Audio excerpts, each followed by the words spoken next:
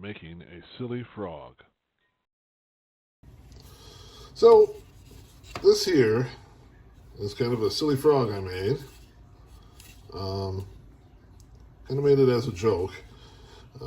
Did this doodle with kind of along the lines of the heads I was making.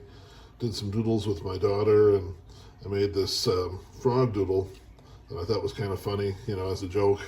Like, hey, maybe I'll make a frog next. And I thought, it'd be funny to make that. So I made one to give to her for Christmas.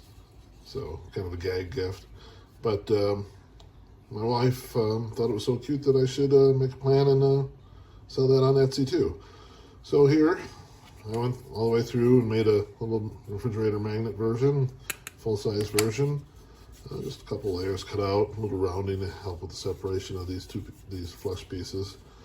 But hey, I think it is kind of cute. So anyway, plans are available on Etsy. The link is below. Thanks for watching. Merry Christmas and a Happy New Year.